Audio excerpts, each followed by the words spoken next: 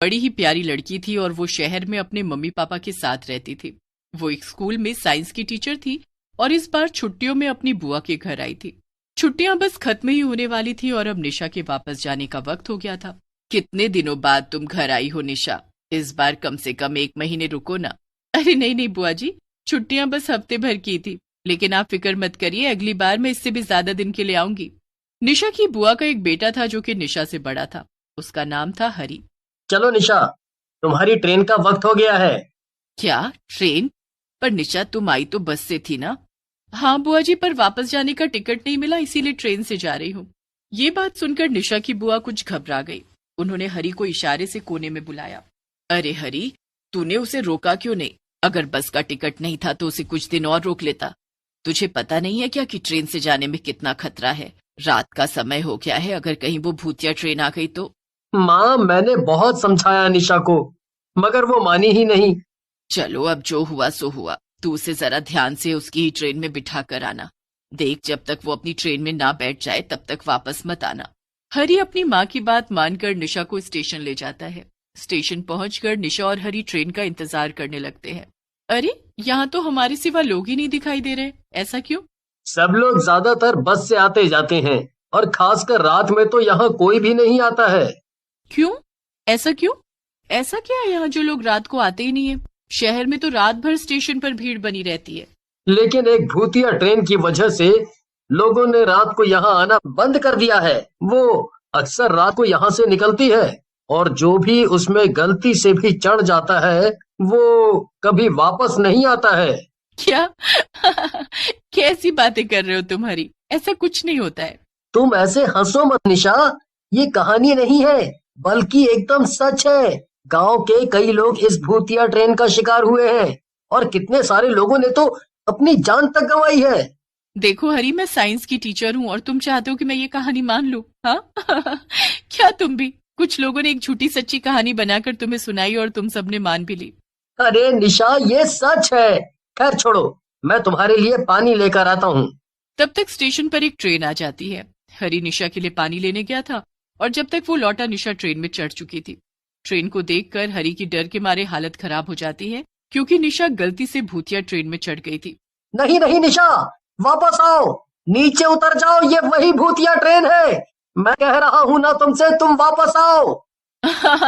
बस भी करो हरी, ठीक है, मैं भूतों को तुम्हारा हेलो बोल दूंगी और कहो तो वीडियो कॉल भी करा दूंगी। हाँ? चलो बाय, अपना और बुआ का ख्याल रखना। इतना कहकर निशा ट्रेन के अंदर चली गई और ट्रेन फौरन चल पड़ी। बड़ी अजीब बात है, इस ट्रेन में तो मेरे अलावा कोई भी नहीं है। कुछ समझ नहीं आ रहा। निशा एक सीट पर बैठ जाती है, तभी उसकी नजर सामने बैठी एक औरत पर पड़ती है। वो औरत सफेद साड़ी पहनकर बैठी थी। हाँ, चलो कोई तो है यहाँ, मुझे अकेले काफी अजीब लग रहा था। निशा अपने फोन में कुछ देखने लगती है। जब वो दोबारा सामने देखती है तो वहां दो औरतें बैठी हुई थी। दोनों ने सफेद साड़ी पहनकर रखी थी। अरे, अभी तो यहाँ बस एक ही औरत बैठी थी, अब ये अचानक से दो कैसे हो गई? खैर, मुझे क्या। निशा फिर से अपने कामों में लग गई। अपना बैग सीट पर रखकर वो लेटने की तैयारी में थी कि उसकी नजर दोबारा सामने बैठी औरतों पर पड़ती है। इस बार सामने 3 औरतें वैसी सफेद साड़ी में थी। ये क्या हो रहा है? कुछ न कुछ तो गड़बड़ जरूर है। फिर ट्रेन एकदम से रुक जाती है और निशा बाहर झांक कर देखती है। वहां एक बहुत अजीब सा स्टेशन था और उस पर कई यात्री खड़े थे। सभी यात्रियों ने सफेद रंग के कपड़े ही पहन रखे थे और सभी नीचे सर झुकाए थे। उनमें से कुछ यात्री ट्रेन में चढ़ जाते हैं और ट्रेन आगे चल पड़ती है। यहाँ तक कि निशा के सामने बैठी सब औरतें भी स्टेशन पर उतर जाती हैं। पता नहीं क्यों, मगर ये ट्रेन और इसके यात्री दोनों ही बहुत अजीब लग रहे हैं। निशा ध्यान देती है कि ट्रेन में बैठे सभी यात्रियों के पैर उल्टे थे। हे भगवान, ये तो सच में एक भूतिया ट्रेन है। अब मैं क्या करूं? इससे कैसे बाहर जाऊं मैं? निशा ध्यान देती है कि ट्रेन दोबारा एक स्टेशन पर रुकती है और वो भी ठीक 15 मिनट बाद। उस स्टेशन से वापस कुछ यात्री ट्रेन में चढ़ते हैं। ये ट्रेन हर 15 मिनट पर रुक रही है, मेरे पास बस यही एक मौका है बचकर भागने का। निशा चुपचाप बैठ जाती है और अगला स्टेशन आने का इंतजार करने लगती है। तभी एक डरावनी चुड़ैल निशा के ठीक सामने बैठ जाती है। वो निशा को घूर घूर कर देखने लगती है। हे भगवान, अब मैं क्या करूं? ये तो मुझे ही घूर रही है। मैं कैसे निकलूं अब इस ट्रेन से बाहर?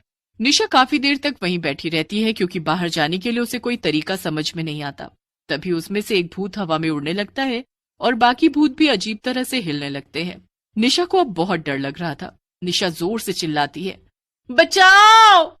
तभी ट्रेन फिर से एक स्टेशन पर रुकती है। निशा बाहर देखती है तो हैरान हो जाती है। उसका भाई हरी स्टेशन पर खड़ा था। कुछ भूत भी थे जो ट्रेन में चढ़ रहे थे। हरी ने एकदम भूतों जैसा भेष बना रखा था ताकि कोई उसे पहचान न सके। वो भी ट्रेन में चढ़ गया और निशा के पास आकर बैठ गया। निशा, तुम बिल्कुल फिक्र मत करो, मैं तुम्हें बचाने आया हूँ। हरी, तुम्हें यहाँ नहीं आना चाहिए था। यहाँ हर तरफ केवल भूत प्रेत और आत्माएं हैं। मुझे कुछ समझ नहीं आ रहा कि हम यहाँ से कैसे निकलेंगे। निशा, हम इस रास्ते से तो कभी इस ट्रेन से नहीं उतर सकते हैं। मैंने इस ट्रेन के बारे में बहुत खोज की है, क्योंकि गांव के कई लोग इसी ट्रेन की वजह से मारे गए हैं।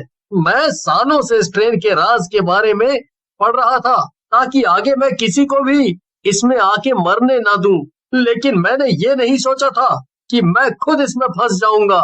निशा ध्यान से हरी की सभी बातों को सुन रही थी। निशा, हमें अगर इस ट्रेन से बाहर जाना है तो हमें इंजन की तरफ जाना होगा, जहाँ पे इस ट्रेन का ड्राइवर बैठा है। वहीं से हम इस ट्रेन को रोक सकते हैं। लेकिन मुझे बहुत डर लग रहा है हरी। मैं जानता हूँ निशा, लेकिन अगर हम यहाँ रुके तो वैसे भी मारे ही जाएंगे। इसीलिए हमें अपनी जान बचाने की कम से कम एक कोशिश तो करनी ही पड़ेगी ना। चलो। फिर निशा और हरी दोनों अपनी सीट से उठ जाते हैं, लेकिन सभी आत्माएं उन्हें घूरने लगती हैं। निशा और हरी फिर से अपनी सीट पर बैठ जाते हैं। निशा, वो देखो, तुम्हारे बगल में ट्रेन की लाइट का बटन है, उसे दबाओ, तभी आत्माएं हमें जाते हुए नहीं देख पाएंगी। ऐसे तो ये हमें यहाँ से जाने नहीं देंगी। निशा बटन दबा देती है और पूरी ट्रेन में अंधेरा छा जाता है। फिर निशा और हरी धीरे धीरे आगे बढ़ते हैं। निशा आगे जाती है और वो उस डब्बे का दरवाजा खोलने की कोशिश करती है। हरी, ये दरवाजा तो खुल ही नहीं रहा है। हरी जोर से दरवाजे को धक्का मारता है और दरवाजा खुल जाता है। अंदर 2 ड्राइवर भूत बैठे हुए थे जो कि ट्रेन को चला रहे थे। वो निशा और हरी को गुस्से से घूरते हैं और उन्हें मारने के लिए दौड़ पड़ते हैं। हरी जोर से चिल्लाता है, निशा, मैं इनसे निपट रहा हूँ, तुम जाओ, जल्दी से जाओ और जाके ट्रेन को रोको। लेकिन हरी, मैं तुम्हें अकेले कैसे छोड़ दूं? इतना वक्त नहीं है निशा, जाओ, जल्दी जाओ। दोनों भूत हरी पर हमला कर देते हैं, लेकिन निशा जल्दी से वहां से बचकर भागती है। वो सीधा ड्राइवर की सीट के पास जाती है, लेकिन उसे वहां कुछ भी समझ में नहीं आता है। वहीं दूसरी तरफ हरी किसी तरह उन भूतों से लड़ रहा था और खुद को बचा रहा था। हरी, मुझे यहाँ कुछ भी समझ में नहीं आ रहा है, मैं क्या करूँ? ज्यादा कुछ मत सोचो निशा, बस वहाँ एक लाल कलर का बटन होगा, उसे दबाओ, ट्रेन अपने आप रुक जाएगी। निशा जल्दी से वो बटन दबा देती है और ट्रेन की सीटी बच जाती है। ट्रेन की रफ्तार धीमी होने लगती है और ट्रेन थोड़ी देर में रुक जाती है। चलो हरी, ट्रेन रुक गई है, जल्दी करो, चलो यहाँ से। निशा, मैं कोशिश कर रहा हूँ, लेकिन इन भूतों ने मुझे पकड़ रखा है। मैं क्या करूँ? तुम मेरा इंतजार मत करो, तुम जल्दी भागो यहाँ से। नहीं हरी, मैं तुम्हें यहाँ अकेला छोड़कर बिल्कुल नहीं जाऊंगी। निशा देखती है कि ड्राइवर की सीट के पास एक टूल बॉक्स रखा हुआ था। वो उस टूल बॉक्स को उठाकर भूतों के सर पर मारती है और भूत हरी को छोड़ देते हैं। हरी और निशा जल्दी से ट्रेन से कूद जाते हैं। भागो हरी, जल्दी भागो। नहीं निशा, अब डरने की कोई बात नहीं है। क्या मतलब? निशा, ये भूत इस ट्रेन से बाहर नहीं आ सकते हैं। इनकी आत्मा इसी ट्रेन में कैद है। अब बाहर हम एकदम सुरक्षित हैं। निशा और हरी ट्रेन से बाहर निकलकर चैन की सांस लेते हैं। फिर वो अपने घर वापस चले जाते हैं और सबको भूतिया ट्रेन के बारे में बताते हैं।